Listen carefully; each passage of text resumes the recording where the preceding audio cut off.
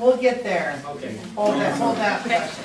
Yeah. Oh, actually, right now. Yeah, we hear you talking about this regional council, Puget Sound Council. Can you tell us exactly what that is? What part that they should roll and what pros and cons have to do with that?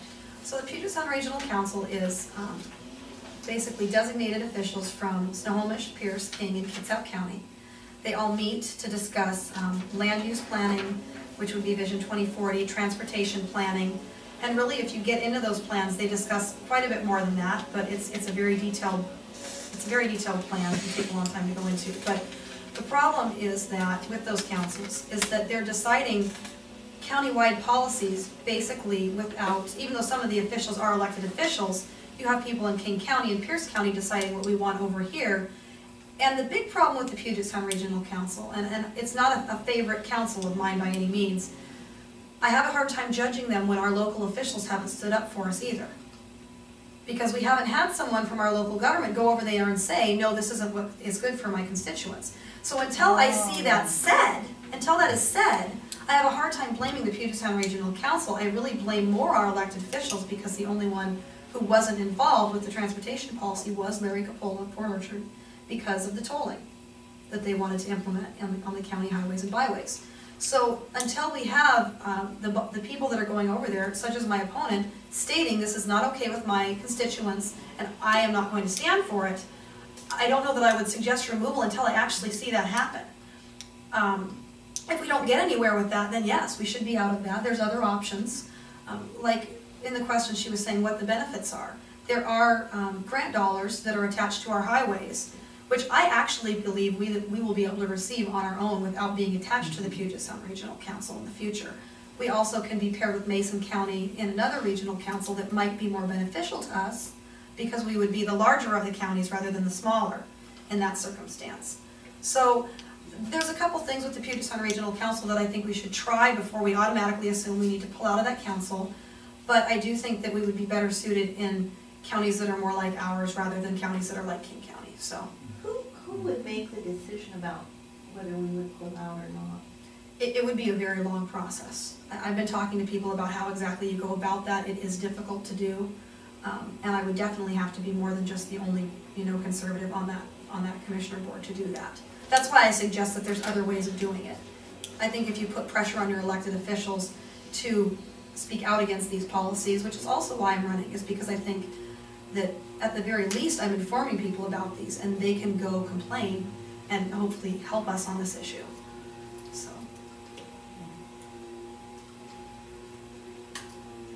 Yeah, it's you, Ben. Well, it's me.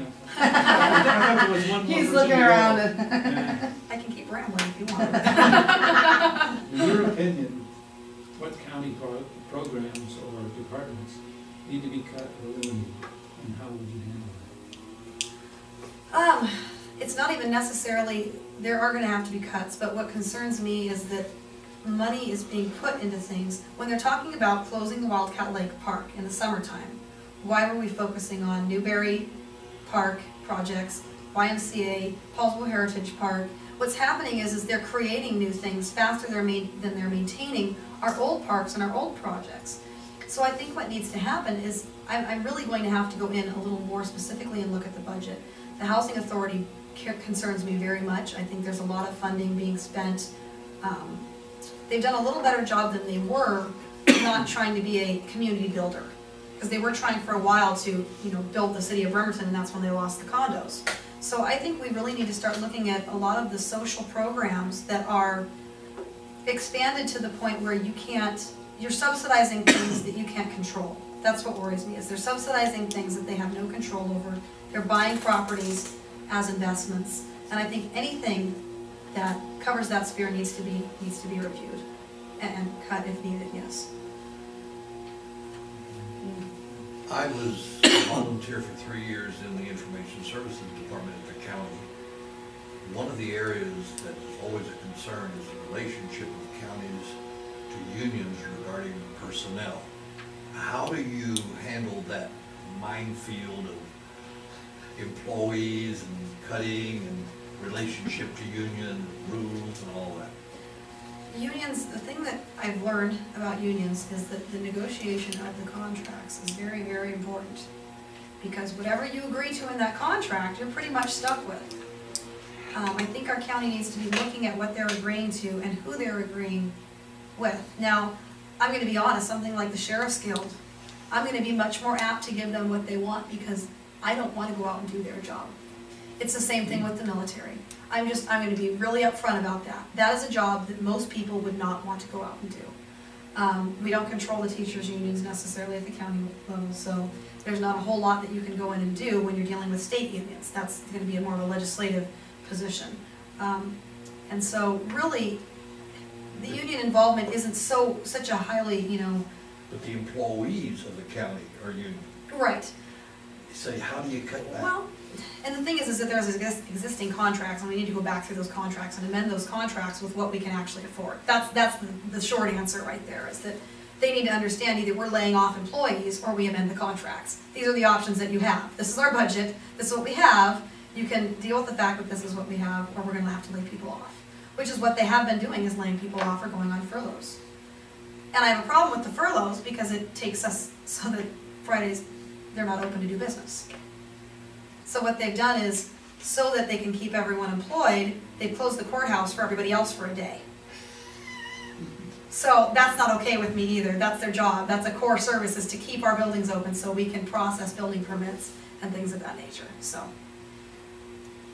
Can the county commissioners declare emergency and go back in and restructure all those contracts? You know, I actually last week was thinking about that, and I'm gonna meet with someone to talk about the budget more specifically, because I wanna know about that, because I know that you can at the state level. And that's something that I really want to know if that's a possibility, and if it is, that does need to happen, yes. So I think that's true. I do think think you it can is as go well. in and declare, county Yes. commissioners could vote and Right. declare that it's emergency, Yes. and then that would void all contracts. And like I say, I'm very aware that they can do that at the state level. I just want to verify that that is an option at the county level before I commit to it. But I think that it very well, it's a good possibility that that is the case. The one thing I'd like to see, and I don't want to ramble, so just shut me off. I'd like to see that if I'm a private contractor and I come in and I want to bid on a county job, and I'm bidding against other people, guess who gets that bid? Right. The qualified low bidder. Mm-hmm. So why don't the county employees have to bid on these jobs for that job position? You can spec it out, right? And you can say, this is open, it's open to all people in this county or all across the United States who want to bid on this job. Let's say it's an $80,000 planning director job. If someone wants to come in and they're qualified, why can't they bid it for $52,000 and get the job? I'm gonna have to look into it a little more. The thing is that a lot of times with these, we have laws in our state that demand prevailing wage and things like that. And so on specifics like that, I need to go in and see why that can't be done. I don't have a problem with doing things like that. This is something that definitely, if it is an option for me to do, I'd be happy to do it. It's just that there are so many different state regulations on how you do these negotiations that it's not as simple as going in and saying, we just are gonna take the lowest bidder. So that's the problem, is that we have to, I try to explain to people, we have to break the system down back to where you and I are in control of it. But they do that for the private sector right now. They I force the understand that private completely. sector to bid low bid. Yes. Why can't the county employees all have to bid the same way?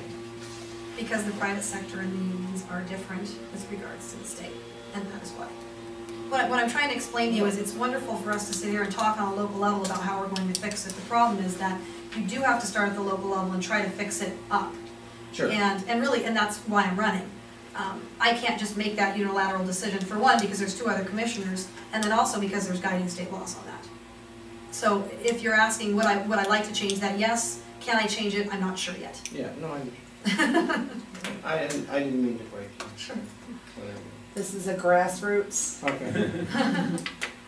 We've been talking about that. Did you ask the last? No, I haven't yet. What Okay, number your is this turn. time? 9. 9. No. What is your 9. What is your favorite state governor in power right now and why? Oh Doesn't my have to be gosh. our state governor. No, it won't be our state governor. You're gonna have to give me a second, though. I'm trying to think of, I'm actually very proud of the governor of Arizona, and I cannot think of her name. Jan Brewer. There we go, Brewer. And the reason that I'm proud of her is because whether I do or do not disagree with the law, she has, and I do disagree with the law, I'm not disagreeing, I do agree with the law, I'm sorry. The problem that we're running into is the national government has decided that they're going to take over issues of states' rights. And they're not going to fix the problem.